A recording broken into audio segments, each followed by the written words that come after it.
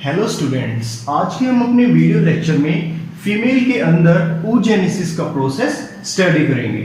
NEET और CBSE दोनों के पॉइंट ऑफ व्यू से ये टॉपिक बहुत ही ज़्यादा इम्पोर्टेंट है और अगर आप इस टॉपिक को अच्छे से स्टडी करोगे तो देखोगे कि ये टॉपिक जो है वो बहुत ही ज़्यादा कॉम्प्लिकेटेड है। सो इस टॉपिक को समझने के लिए आपको दिल और दिमाग आज इस वीडियो पर ही फोकस करना पड़ेगा, ठीक है। तो हम फीमेल के अंदर गैमेट फॉर्मेशन का प्रोसेस जो है उसको क्या बोलते हैं, oogenesis। तो oogenesis के अंदर जो इनिशियल एग मदर सेल्स है वो डिवाइड करके फाइनली एग या ओवम का फॉर्मेशन करते हैं और मेल के अंदर जो गैमेट फॉर्मेशन का प्रोसेस है उसको क्या बोलते हैं, स्पर्मेटोजेनेसिस। तो उस पे भी जो स्पर्म मदर सेल्स थी वो फाइनली डिवाइड होकर किसका फॉर्मेशन कर रही थी, स्पर्म का फॉर्मेशन कर रही थी। और इन दोनों प्रोसेस को मेल के अंदर स्पर्मेटोजेनेसिस और फीमेल के अंदर oogenesis प्रोसेस को हम कंपेयर करें तो हमें देखने को मिलेगा कि फीमेल के अंदर ये जो oogenesis का प्रोसेस है ये काफी कॉम्प्लिकेटेड है और टाइम कंज्यूमिंग प्रोसेस है, जबकि मेल के अंदर जो गैमेटोजेनेसिस का प्रोसेस है दैट इज स्पर्मेटोजेनेसिस वो बहुत ही छोटे टाइम पीरियड में पूरा हो जाता है। क्लियर। और दूसरा डिफरेंस ये है कि जो फीमेल के अंदर oogenesis का प्रोसेस है वो बर्थ से पहले ही स्टार्ट हो जाता है और प्यूबर्टी के बाद तक भी चलता रहता है, और मेल के अंदर जो स्पर्मेटोजेनेसिस है वो प्यूबर्टी के बाद ही स्टार्ट होता है। सो अभी हम अपने इस वीडियो लेक्चर में oogenesis के प्रोसेस को डिटेल में स्टडी करेंगे। तो अगर आप इस डायग्राम में देखें तो मेल और फीमेल के अंदर जो प्रोसेस है गैमेट फॉर्मेशन का वो मैक्सिमम सेम ही है, बस नाम का चेंज आएगा। ओके। और दूसरी बात, यहां पर जो ये पीरियड्स दे रखे हैं वो भी दोनों केस में सेम ही है, लेकिन इनका जो ड्यूरेशन है वो बहुत ही ज्यादा डिफरेंट है। क्योंकि मेल के अंदर जो स्पर्मेटोजेनेसिस का प्रोसेस है वो प्यूबर्टी के बाद स्टार्ट हो रहा है, वही फीमेल के अंदर oogenesis का प्रोसेस बर्थ से पहले ही स्टार्ट हो जाता है। तो इस डायग्राम में देखें हम तो सबसे पहले जो जर्मिनल एपिथेलियम प्रेजेंट था किसमें, ओवेरी के अंदर। जब हमने अब डायग्राम देखा था ओवेरी का, उसमें देखा था कि ओवेरी की जो लेयर है उसमें एक जर्मिनल एपिथेलियम प्रेजेंट था और उस जर्मिनल एपिथेलियम के बाहर की साइड विसरल पेरिटोनियम प्रेजेंट थी और अंदर की साइड ट्यूनिका एल्ब्यूजिनिया प्रेजेंट थी। तो जब एफएसएच हार्मोन इन जर्मिनल एपिथेलियल सेल के ऊपर, इन जर्मिनल एपिथेलियल सेल में भी अगर हम देखें तो कुछ स्मॉलर सेल्स प्रेजेंट होती है और कुछ लार्जर सेल्स प्रेजेंट होती है। तो मेनली जब एफएसएच इन लार्जर सेल्स के ऊपर एक्ट करता है तो उन सेल्स के अंदर माइटोसिस होके किसका फॉर्मेशन होता है, oogonia का फॉर्मेशन होता है जो कि डिप्लॉयड होता है। तो oogonia का फॉर्मेशन किससे हुआ, जर्मिनल एपिथेलियम की लार्जर सेल से हुआ और उसने डिप्लॉयड oogonia का फॉर्मेशन किया। फिर ये oogonia फर्दर माइटोसिस करके अपनी नंबर को इंक्रीज करके एडिशनल oogonia का फॉर्मेशन करता है। यहां पर देखोगे oogonia इज द सिंगुलर और oogonia इज द प्लूरल। तो फर्दर ये oogonia अपने अंदर माइटोसिस करके किसका फॉर्मेशन कर रहा है, एडिशनल oogonia का फॉर्मेशन कर रहा है। तो ये जो एडिशनल oogonia का फॉर्मेशन करने की जो प्रोसेस है इसको हम क्या बोलते हैं, मल्टीप्लिकेशन फेज। अपने आप को oogonia ने मल्टीप्लाई करके अपने नंबर को बहुत ज्यादा इंक्रीज कर दिया है, ठीक है। फिर इस मल्टीप्लिकेशन के बाद मेल में स्पर्मेटोजेनेसिस में भी फर्स्ट प्रोसेस कौन सा था, मल्टीप्लिकेशन था।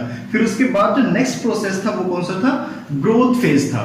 ग्रोथ फेज में मेल के अंदर सबसे पहले क्या बन गया था, स्पर्मेटोगोनियम बन गया था। फीमेल में क्या बन रहा है, oogonia बन रहा है। ओके। फीमेल में क्या बन रहा है, oogonia बन रहा है। अगर हम इसी प्रोसेस को और डिटेल में जाए, इसके और डीप में स्टडी करें तो हमें कुछ इस तरीके का स्टेप देखना पड़ेगा। तो इन दोनों डायग्राम को आप ध्यान से देखना और इन दोनों में हम कंपैरेटिवली स्टडी करके इस टॉपिक को अच्छे से समझने की कोशिश करेंगे। तो मैंने अभी बताया है कि जर्मिनल एपिथेलियम के ऊपर एफएसएच एक्ट करता है। तो जनरली जो फीटस ग्रोथ करता होता है तो वो जब 6 to 8 वीक्स का होता है, 6 to 8 वीक्स का होता है, तो उस टाइम पीरियड पर ही जो एफएसएच है इन जर्मिनल एपिथेलियम के ऊपर एक्ट करना स्टार्ट कर देता है। तो जर्मिनल एपिथेलियम के ऊपर एक्ट करना स्टार्ट किया तो जर्मिनल एपिथेलियम माइटोसिस के थ्रू किसका फॉर्मेशन कर देंगे, माइटोसिस के थ्रू oogonia का फॉर्मेशन स्टार्ट कर देंगे। तो अगर हम देखें तो इस डेवलपिंग फीटस में ये जो प्रोसेस है बर्थ से पहले ही स्टार्ट हो चुका है। तो जब फीटस अबाउट 20 वीक्स का हो जाता है, कितना 20 वीक्स का हो जाता है, तो उसके अंदर जो टोटल oogonia है वो कितने हो जाते हैं, अराउंड 7 मिलियन। कितने, 7 मिलियन। 7 मिलियन के अराउंड oogonia फॉर्म हो चुके होते हैं। और फर्दर बर्थ के टाइम उस फीमेल के अंदर कितने oogonia बचते हैं, टोटल 2 मिलियन oogonia बचते हैं हर एक ओवेरी के अंदर। एनसीईआरटी में लाइन लिख रखी है, a couple of million oogonia are left in each ovary in female after birth. तो बर्थ के बाद जो यहां पर ये 6 to 7 मिलियन oogonia बने थे 20 वीक्स पर ही, वो डीजेनरेट होना स्टार्ट हो जाते हैं। और बर्थ के बाद या बर्थ के टाइम जो फीमेल के अंदर हर एक ओवरी में अबाउट 2 मिलियन oogonia रह जाते हैं। क्लियर, क्या रह जाते हैं, 2 मिलियन oogonia रह जाते हैं। इस डायग्राम में देखें तो ये टोटल oogonia जो है बर्थ से पहले बन चुके होते हैं, बर्थ से पहले बन चुके होते हैं। और फीमेल के अंदर बर्थ के बाद कोई और oogonia फर्दर ऐड नहीं करता। तो यहां पर no more oogonia are added in female after birth। Birth के बाद फीमेल में कोई और oogonia ऐड नहीं होते हैं। ठीक है, तो बर्थ के टाइम हर एक ओवेरी में कितने oogonia रह जाते हैं, 2 मिलियन oogonia रह जाते हैं। अब इस डायग्राम में देखो, यहां पर oogonia का फॉर्मेशन हो चुका है। तो नेक्स्ट जो प्रोसेस है वो कौन सा होगा, ग्रोथ फेज होगा। कौन सा फेज होगा, ग्रोथ फेज होगा, जिसमें जो oogonia है वो फर्दर माइटोसिस करके oogonia के अंदर माइटोसिस होगा और प्राइमरी oocyte का फॉर्मेशन करेगा। तो जो ये ग्रोथ फेज है उसके अंदर प्राइमरी oocyte का फॉर्मेशन होगा और ये प्राइमरी oocyte फर्दर क्या करेंगे, अपने आप को मैच्योर करेंगे, अपनी ग्रोथ करेंगे। ठीक है, तो ये जो फेज है इन oocyte की ग्रोथ का, इसको बोलते हैं हम ग्रोथ फेज। जनरली फीमेल्स में ये जो ग्रोथ फेज है वो बर्थ से स्टार्ट होती है और प्यूबर्टी तक कंटिन्यू रहती है। बर्थ से स्टार्ट होती है और प्यूबर्टी तक कंटिन्यू रहती है, टिल प्यूबर्टी। ठीक है, तो दूसरी बात ये कि यहां पर जो प्राइमरी oocyte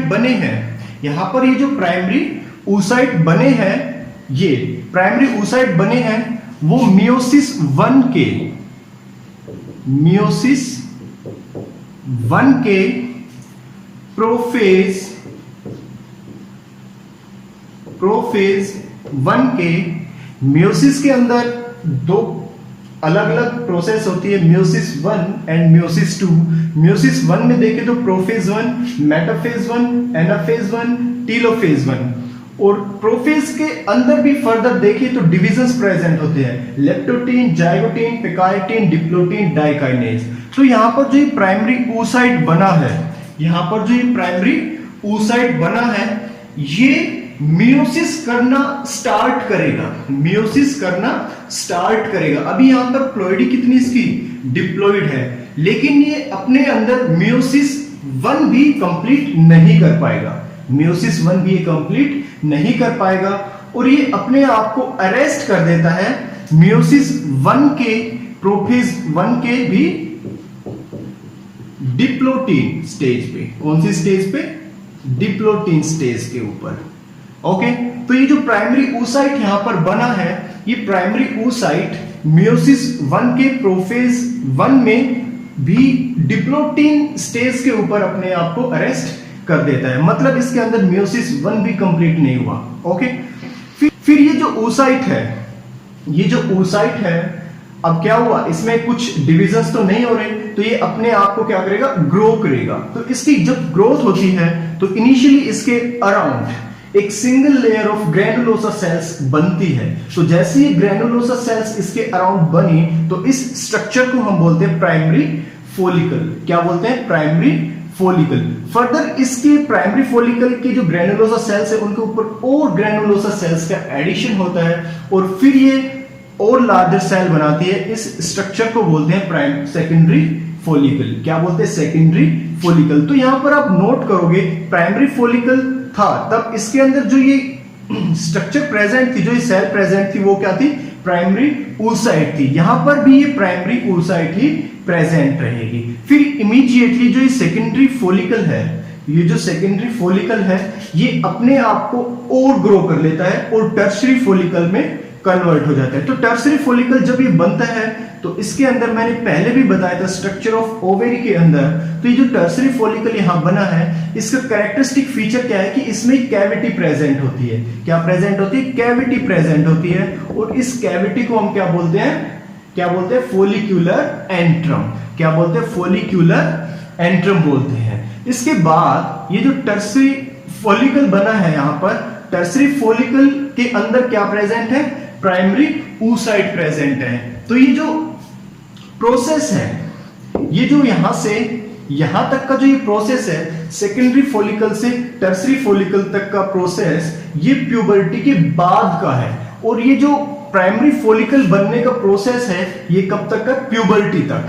तो फीमेल के अंदर प्यूबर्टी तक, फीमेल के अंदर प्यूबर्टी तक ये प्राइमरी फॉलिकल्स बनते रहते हैं। किसमें? प्राइमरी oocyte से। किससे बनते हैं? प्राइमरी oocyte से ये प्राइमरी फॉलिकल्स बनते रहते हैं। और प्यूबर्टी के टाइम फीमेल की हर एक ओवेरी में, प्यूबर्टी के टाइम फीमेल की हर एक ओवेरी में around 60,000 to 80,000 to 80,000 primary follicles रह जाते हैं।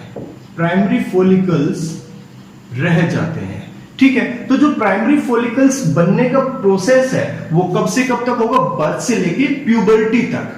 बर्थ से लेके प्यूबर्टी तक। अब यहां पर देखोगे आप, यहां पर देखोगे तो जैसे ही फीमेल के अंदर मेंस्ट्रुएशनल साइकिल स्टार्ट हुआ, जैसे ही फीमेल के अंदर मेंस्ट्रुएशनल साइकिल स्टार्ट हुआ तो उसके अंदर ये जो प्राइमरी फॉलिकल है, यहां पर ये जो 60,000 टू 80,000 प्राइमरी फॉलिकल्स है ये सेकेंडरी फॉलिकल्स में कन्वर्ट होना स्टार्ट हो जाएगा। लेकिन एक बात और नोट करने की है यहां पर कि फीमेल हर एक मेंस्ट्रुएशन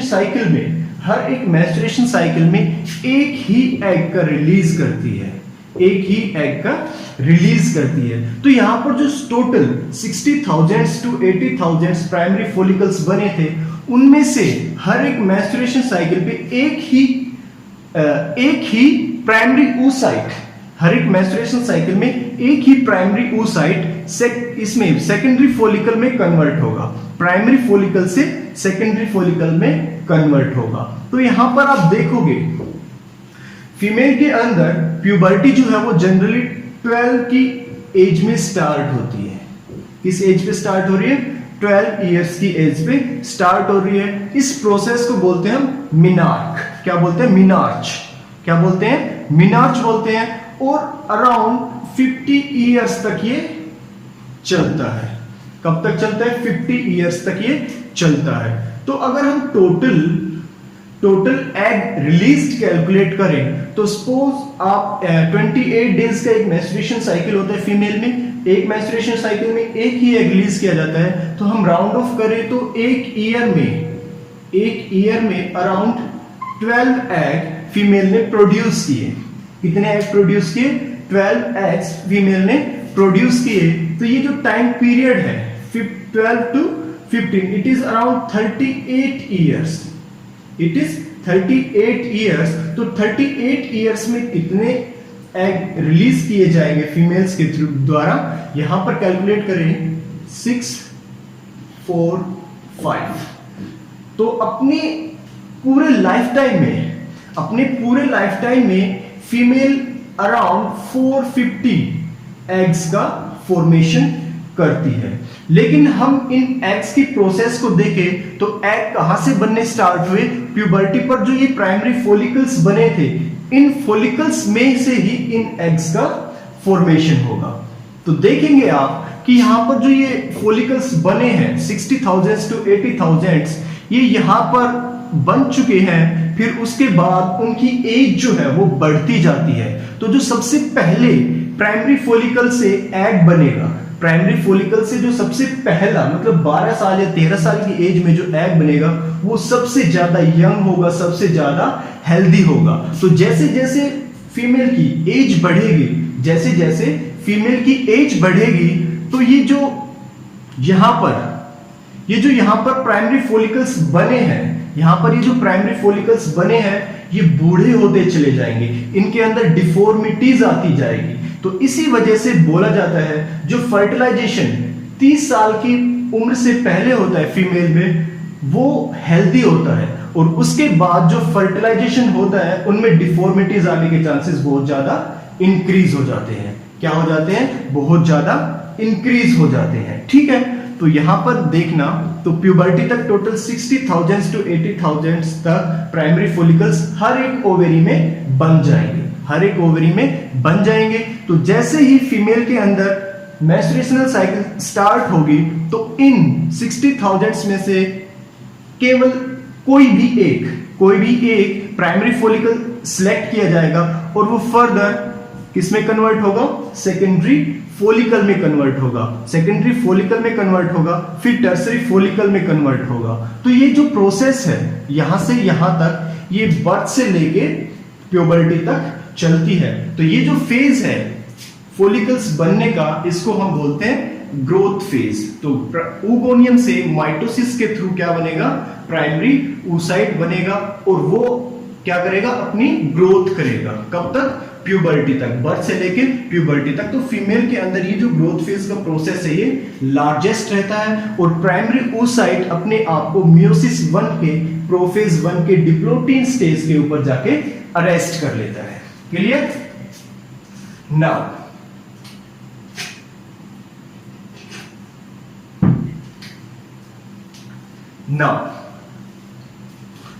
अब यहां पर ये टर्शरी फॉलिकल बन चुका है, और इस टर्शरी फॉलिकल के अंदर भी अभी क्या प्रेजेंट है? प्राइमरी oocyte प्रेजेंट है। तो यहां तक जो ये प्रोसेस है ये कंप्लीट हो चुकी है। अब इस प्राइमरी oocyte के अंदर मियोसिस 1 कंप्लीट होगा, मियोसिस 1 कंप्लीट होगा। मियोसिस 1 कंप्लीट होने के साथ जो ये सेल्स बनेंगी, ये क्या होगा? एक सेकेंडरी oocyte बनेगी और एक पोलर बॉडी बनेगी, जिसको हम फर्स्ट पोलर बॉडी बोलते हैं। तो यहां पर जो ये डिवीजन हो रहा है, यहां पर जो ये साइटोकाइनेसिस हो रहा है वो अनइक्वल हो रहा है। अनइक्वल होने की वजह से एक लार्जर सेकेंडरी oocyte बनेगी और एक स्मॉलर फर्स्ट पोलर बॉडी बनेगी। तो यहां पर ये मियोसिस 1 कंप्लीट होने के बाद सेल्स की प्लॉइडी रिड्यूस हो जाएंगे, क्योंकि meiosis 1 is the reductional division. Meiosis 1 is the reductional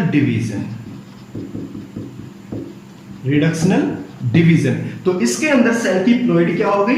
half हो गई। इनिशियली सेल डिप्लॉइड था, प्राइमरी oocyte तक क्या था? सेल डिप्लॉइड था। अब सेकेंडरी oocyte जैसे ही बना तो सेल क्या हो गई? हैप्लॉइड हो गई। तो एक सेल से 2 सेल बनेगी मियोसिस 1 में, और दोनों की प्लॉइडी इस सेल की क्या होगी?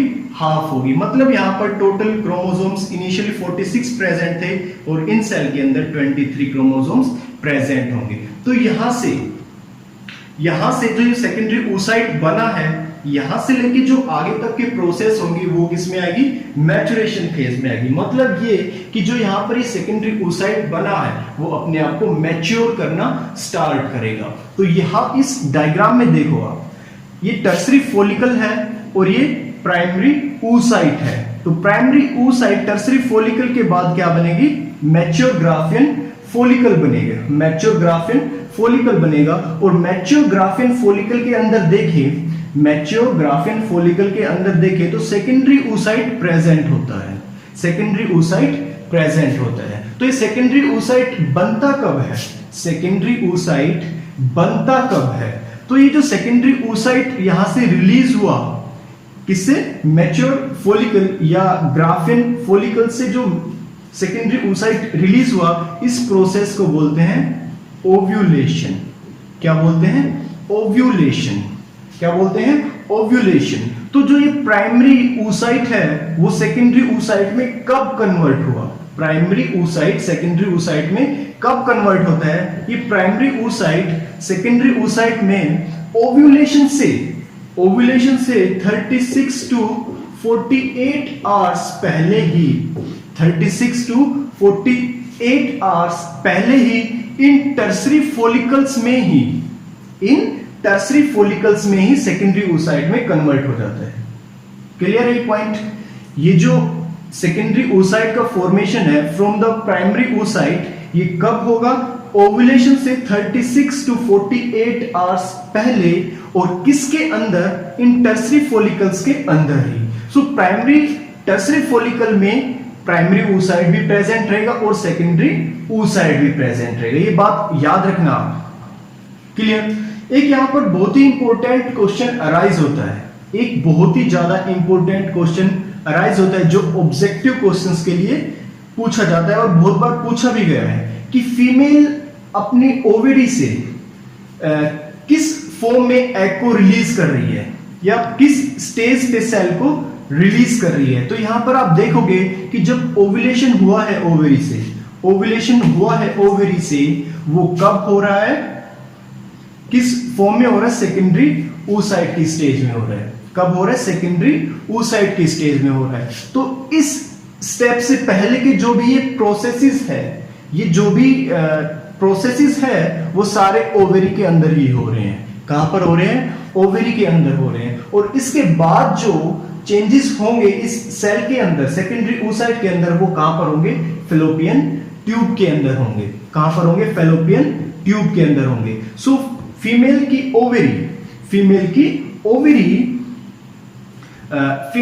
ओवरी किस स्टेज पे इस सेल को रिलीज कर रही है? सेकेंडरी oocyte की स्टेज पे रिलीज करेगी। कहां पर रिलीज करेगी? फैलोपियन ट्यूब के अंदर रिलीज करेगी। तो इस डायग्राम में देखो कि ये जो प्राइमरी oocyte है मियोसिस 1 होने के बाद किस में कन्वर्ट हो गया? सेकेंडरी oocyte के अंदर कन्वर्ट हो गया और प्लोइडी जो है वो रिड्यूस होगी। अब जो ये फेज है, ये this is the maturation phase.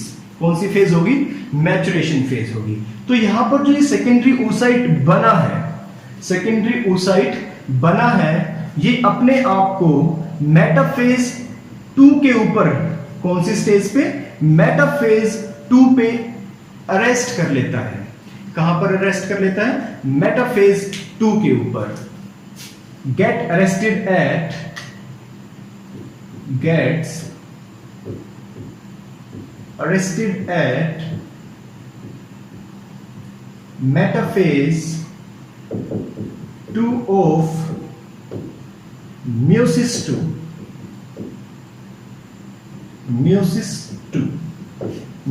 2 के मेटाफेज स्टेज के ऊपर अपने आप को ये अरेस्ट कर लेता है।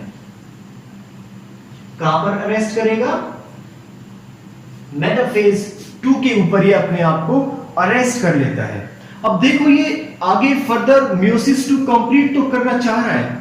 ये जो सेकेंडरी oocyte यहां पर बना है वो फर्दर मियोसिस 2 कंप्लीट तो करना चाह रहा है, लेकिन ये कर नहीं पाता है। रीजन क्या है इसका? कि इस सेल के अंदर, इस सेकेंडरी oocyte के पास खुद के सेंट्रियोल्स नहीं है। क्या नहीं है? सेंट्रियोल्स नहीं है। तो जैसे ही प्राइमरी oocyte से सेकेंडरी oocyte बनेगा, ये secondary oocyte metaphase 2 of meiosis 2 में जाके अरेस्ट हो जाएगा, क्योंकि इसके पास खुद के सेंट्रियोल्स नहीं है। सेंट्रियोल्स का फंक्शन क्या है? सेंट्रियोल्स जो है वो स्पिंडल फाइबर्स का फॉर्मेशन करते हैं। फिर स्पिंडल फाइबर्स क्रोमोसोम के ऊपर जाके अटैच होंगे और फिर वो क्रोमोसोम को स्प्लिट कर देंगे और फिर फर्दर 2 सेल्स का फॉर्मेशन होगा। चूंकि इन oocytes के पास सेंट्रियोल्स एब्सेंट है, तो ये मेटाफेज 2 के अंदर जाके अरेस्ट हो जाएंगे। मेटाफेज 2 के अंदर जाके ये अरेस्ट हो जाएंगे। तो इनके अंदर ये मेटाफेज 2 साइकिल फर्दर कब प्रोसीड होगी? ये भी एक बहुत ही ज्यादा इंपॉर्टेंट क्वेश्चन है ऑब्जेक्टिव पॉइंट ऑफ व्यू के लिए, और बहुत बार पूछा भी गया है कि फीमेल्स के अंदर सेकेंडरी oocyte में मियोसिस 2 कब होता है। तो जैसे ही ये सेकेंडरी oocyte फैलोपियन ट्यूब में पहुंचेगा, ये सेकेंडरी oocyte फैलोपियन ट्यूब में रिलीज किया जाएगा, उसी टाइम स्पर्म्स को वेजाइना में रिलीज किया जाता है। कहां पर रिलीज किया जाता है? वेजाइना के अंदर स्पर्म को रिलीज किया जाता है और स्पर्म फिर फैलोपियन ट्यूब की तरफ मूव करना स्टार्ट कर देता है ताकि ये फैलोपियन ट्यूब में जाके इस एग के साथ फ्यूजन कर सके। तो जैसे ही स्पर्म इस एग के साथ फ्यूज करेगा मतलब फर्टिलाइजेशन होगा। क्या होगा? फर्टिलाइजेशन होगा। क्या होगा? फर्टिलाइजेशन होगा। तो फर्टिलाइजेशन होने के बाद ये जो मेल स्पर्म है अपने सेंट्रियोल्स इस एग के अंदर रिलीज कर देगा, अपने सेंट्रियोल इस एग के अंदर रिलीज कर देगा। सेंट्रियोल के साथ साथ ही अपना न्यूक्लियस भी इस एग के अंदर रिलीज कर देगा। हमेशा याद रखना, स्पर्म जो है वो पूरा एग के अंदर कभी एंटर नहीं करता, कुछ एक भाग जो कि जरूरी है वो ही एग के अंदर जाके एंटर करता है। तो स्पर्म अपने न्यूक्लियस को और अपने सेंट्रियोल्स को इस सेकेंडरी oocyte के अंदर रिलीज कर देगा। तो जैसे ही सेकेंडरी oocyte के अंदर सेंट्रियोल्स पहुंचे, तो सेंट्रियोल्स पहुंचने के बाद दो फैक्टर्स होते हैं। एक तो जहां लिख देता हूं मैं, ये चलो यहीं पे मेंशन करता हूं। दो फैक्टर्स होते हैं, MPF और दूसरा APF। MPF is the metaphase promoting factor और ये APF is the anaphase promoting factor. तो जैसे सेंट्रियोल्स इसके अंदर एंटर किए, सेकेंडरी oocyte के अंदर एंटर किए, तो ये जो सेंट्रियोल्स है इसको ब्रेक करेगा, इस फैक्टर को ब्रेक करेगा, मेटाफेज प्रोमोटिंग फैक्टर। क्योंकि जो मेटाफेज प्रोमोटिंग फैक्टर है वो इस सेल को, इस सेकेंडरी oocyte को मेटाफेज स्टेज में ही अरेस्ट करके रखता है और इसको तो पहले ब्रेक करेगा, फिर इसको एक्टिवेट करेगा। किसको एक्टिवेट करेगा? एनाफेज प्रोमोटिंग फैक्टर को एक्टिवेट करेगा। ठीक है, तो MPF को ब्रेक करेगा और APF को एक्टिवेट करेगा। तो जैसे ही APF एक्टिवेट होगा तो ये secondary oocyte further metaphase stage से एनाफेज स्टेज के अंदर एंटर करेगा और फर्दर ये मियोसिस 2 को कंप्लीट करेगा। ठीक है, तो याद रखना ये बात कि जो oocyte है उसके अंदर मियोसिस 2 कब होगा? फर्टिलाइजेशन के बाद होगा, जब मेल का स्पर्म जो है इस एग से फ्यूजन करेगा, तो उसके बाद ही फीमेल के अंदर इस सेकेंडरी oocyte में फर्टिलाइजेशन होगा। क्लियर? यहां पर देखो, ये जो सेकेंडरी oocyte है, ये सेकेंडरी oocyte है, फर्टिलाइजेशन होने के बाद ये किस में कन्वर्ट होगा? मेल के अंदर जो ये सेकेंडरी oocyte था, इसका क्या नाम था? सेकेंडरी स्पर्मेटोसाइट था। फिर secondary spermatocyte further meiosis 2 complete करके किसमें कन्वर्ट हुआ था? स्पर्मेटिड के अंदर कन्वर्ट हुआ था। किसमें कन्वर्ट हुआ था? स्पर्मेटिड के अंदर कन्वर्ट हुआ था। यहां पर भी ये बीच में, यहां इनिशियली ये जो सेकेंडरी oocyte है मियोसिस 2 कंप्लीट करके किसमें कन्वर्ट होगा? ऊटिड के अंदर कन्वर्ट होगा। किसमें कन्वर्ट होगा? ऊटिड में कन्वर्ट होगा। मेल का स्पर्म किसमें कन्वर्ट हुआ था? मेल के अंदर स्पर्मेटोजेनेसिस में सेकेंडरी स्पर्मेटोसाइट किसमें कन्वर्ट हुआ था? स्पर्मेटिड में कन्वर्ट हुआ था। लेकिन फीमेल में जो ये सेकेंडरी oocyte है वो ऊटिड के अंदर कन्वर्ट होगा और फर्दर ये ऊटिड मैच्योर एग या ओवम के अंदर चेंज हो जाएगा। किसमें चेंज हो रहा है? मैच्योर एग और ओवम के अंदर चेंज हो जाएगा। इस ओवम में अगर आप देखो, तो एक लार्जर न्यूक्लियस प्रेजेंट है, और एक स्मॉलर न्यूक्लियस प्रेजेंट है। ये जो लार्जर न्यूक्लियस प्रेजेंट होता है this is of female pronucleus, मतलब फीमेल का न्यूक्लियस है, और ये जो स्मॉलर न्यूक्लियस प्रेजेंट होता है दिस इज मेल प्रोन्यूक्लियस। क्या प्रेजेंट है? मेल प्रोन्यूक्लियस प्रेजेंट है। फिर इसके बाद मेल और फीमेल के ये जो न्यूक्लियस है, फीमेल और मेल सेल्स के जो न्यूक्लियस है वो आपस में फ्यूज करके किसका फॉर्मेशन कर देते हैं, जाइगोट का फॉर्मेशन कर देते हैं। किसका फॉर्मेशन करते हैं, जाइगोट फॉर्मेशन कर देते हैं। और फिर से इस सेल की प्लॉइडी जो है वो डिप्लॉइड मेंटेन हो जाती है। किसमें मेंटेन हो जाती है, डिप्लॉइड में मेंटेन हो जाती है। तो इंपॉर्टेंट कौन कौन सी चीजें यहां पर, एक तो आपको प्लॉइडी याद रखनी होगी, कौन सी सेल किस प्लॉइडी की है। मेल और फीमेल में बस नाम का फर्क है, जो लास्ट के जो साइट और ये ओनियम ये सब कुछ सेम ही है। तो स्पर्मेटोसाइट, oocyte मेल और फीमेल दोनों के अंदर डिप्लॉइड होंगे, और ये oocyte और स्पर्मेटोसाइट के बाद जो फर्दर सेल्स बनेंगी वो क्या होंगी, हैप्लॉइड होंगी। हैप्लॉइड होंगी।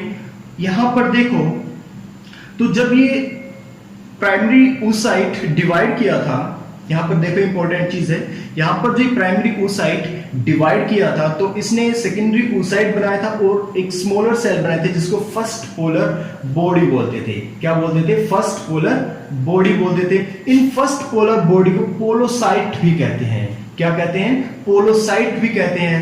फर्दर इन सेल्स के अंदर, इन दोनों सेल्स के अंदर मियोसिस 2 कंप्लीट होने के बाद इस सेकेंडरी oocyte से एक और सेकेंड पोलर बॉडी का फॉर्मेशन होगा, एक और पोलर बॉडी का फॉर्मेशन होगा। इसके अलावा ये एक लार्जर सेल का फॉर्मेशन करेगी जिसको हम बोलते हैं मैच्योर एग या ओवम।